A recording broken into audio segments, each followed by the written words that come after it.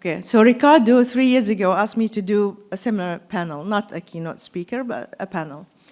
And I agreed, and I'm all set. I was so excited to go to Miami, Florida. And then Putin decided to invade Ukraine. So we were on air for 3 weeks nonstop. So needless to say, I had to cancel the trip, and I had to stay in Washington. This year, he asked me again, and I said, well, Ricardo, I'm not sure, because President Trump is about to go to Saudi Arabia. And the initial date for us was middle of April. But thank God now it's going to be middle of May. So here we are. Thank you all for coming. I'm very excited to start this amazing panels and discussion and interaction with the audience.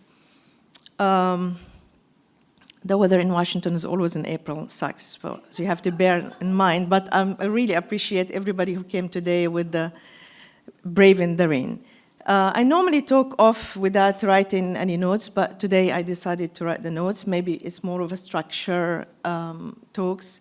And the idea is really to link all these ideas together, how we can link culture and diplomacy and influence and business and everything that we know in Washington, D.C. So here we are. I have to put my glasses. I can't read without glasses now. It's old age. Here we are. Happy birthday. Thank you. Yesterday was my birthday. Luckily, it's not today. Thank you. Okay, so good morning again. It's really a privilege to be here and to share this space with thinkers, builders, diplomats, educators, and the next generation of change makers. And it's fitting to gather here in Washington, D.C., a city that reflects the tension, potentials of our times, where culture, politics, business collides, collaborate, and sometimes quietly evolve together. As someone who spent decades, actually, reporting from regions in crisis and the corridors of power, I always says that how we tell the story is how the story becomes. It's really a personal story. And today's story, as we are living it now, is all about connection. We live in a world where influence no longer follows the old rules. It doesn't sit neatly in institutions or titles. It moves fast, across cultures, across borders, across platforms. It's not just the domain of the powerful. It is something young people are redefining every day with their voices, with their values, and yes, with their emotional intelligence. In fact, in a world shaped by artificial intelligence, it is emotional intelligence that may prove to be our greatest human advantage. Let's be clear. Influence today is not really about domination. It's about resistance. It's about how we make people feel, not just how we make people do. It's not measured in followers and GDP, but in trust, in clarity, and in the courage to stay and be curious, especially in unfamiliar places. This is why emotional intelligence matters, not only in our personal lives, but in the way we lead, we negotiate, and we engage globally. In diplomacy, we often say it's about hard power and soft power.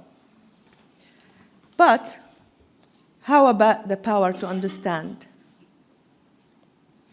To pause before reacting, to seek contents before conclusions, to recognize that silence may speak volumes, that the listening is more often the most powerful tool in the room. Emotional intelligence is not weakness, it's precision. It is the ability to manage complexity without rushing to judgment.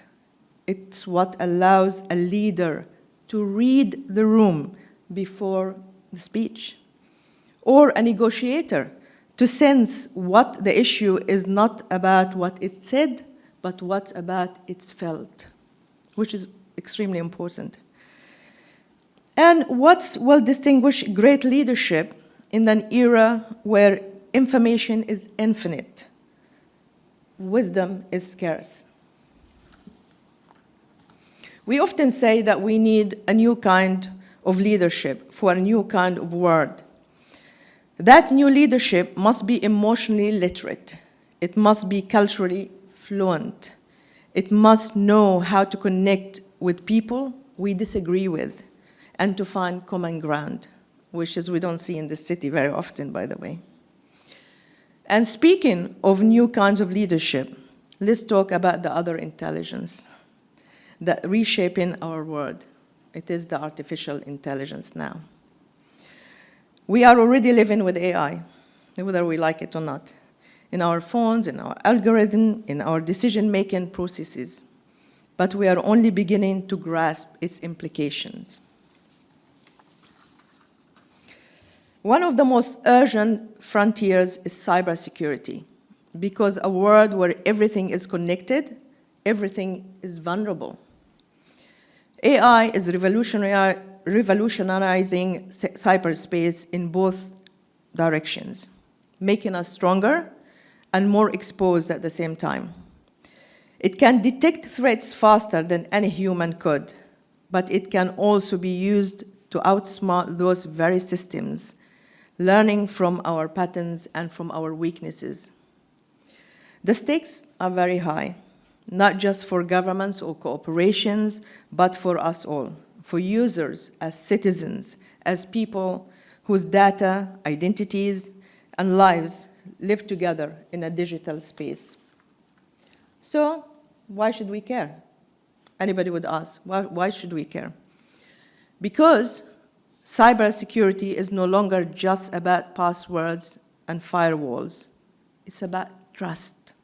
It's about how we protect our ideas, our privacy, and our agency in an age of deep fakes and disinformation. And most importantly, it's about how we build digital system that reflects human values, fairness, transparency, and accountability. This brings us full circle to the idea of diplomacy. In a connected world, diplomacy is no longer just treaties and summits. It's about ecosystems. It's about shared languages of code, of ethics, and of culture. It's about a data breach in one country can trigger a panic in another. How an act online manipulation can destabilize an entire election. We have seen it many times, again here, and elsewhere in the world, actually. Or deepen divisions in societies already stretched very thin. But even here, emotional intelligence has a role, because behind every algorithm, there is a human, and behind every conflict, there's a chance for understanding, if we're willing to see it. We often sometimes close, we have a blind eye, we don't see what's in front of us. The future we are facing is not just technical, it's emotional, it is ethical, and it's deeply human. And this is why a gathering like this one really matter, because they are not just about sharing information, they are about building fluency between cultures, between sectors, and between generations. We are here not just to talk, but to listen. Not just to network, but to learn. And hopefully, we will leave with a deeper sense of responsibility for the influence that each one of us, carry. Because whether you are leading a company, or you're starting a movement, or negotiating a deal, or simply showing up in a community, you are shaping this moment. Every person here is shaping a moment, whether they know it or not. So, let's make this space for complexity. Let's welcome tension, not as a threat, but as a sign that we are on the edge of something meaningful. And let's remember, diplomacy is not just a profession, it's a mindset. Influence is not just about power, it is about purpose. And intelligence, emotional and artificial, must work together if we are about to build a future that serves all of us. Thank you very much for coming.